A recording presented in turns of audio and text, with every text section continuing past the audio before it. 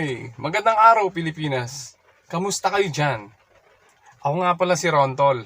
Kaya mga tol, hayaan niyong ibahagi ko kung ano ang ginagawa ko sa araw-araw. Tara, samahan niyo ako. Pupunta tayo ngayon sa isang project natin sa Marikina. Ang dinadaanan natin ay tinatawag na Sumulong Highway. Ito ay karugtong na kalsada papuntang Marikina. Alam nyo ba ang Marikina ay isa sa pinakamalinis na bayan sa Pilipinas? So bale ito na yung intersection ng Mayor Hill Fernando. Diyan sa right side, makikita mo yung Blue Wave, Markinton Mall.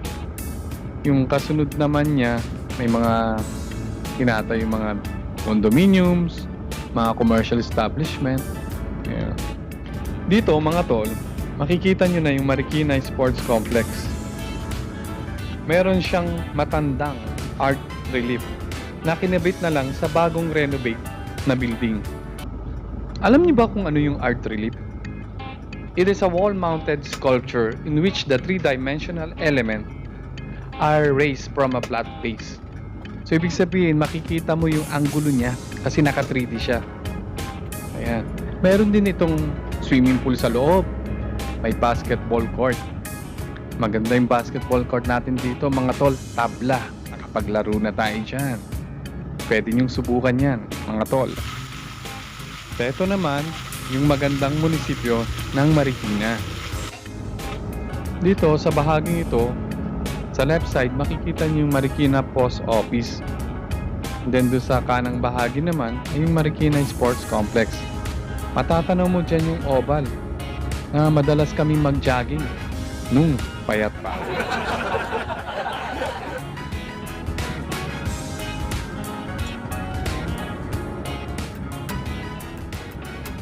Dito matatanaw mo na yung pamilihang bayan ng Marikina o public market.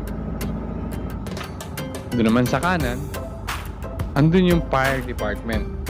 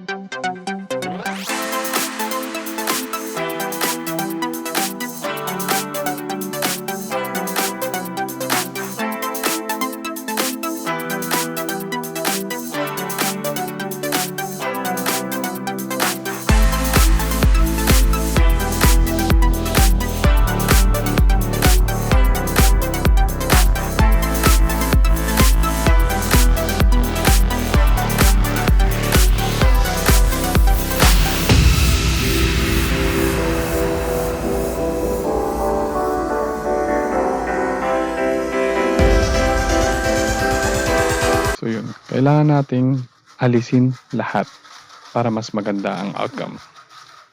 Ayan.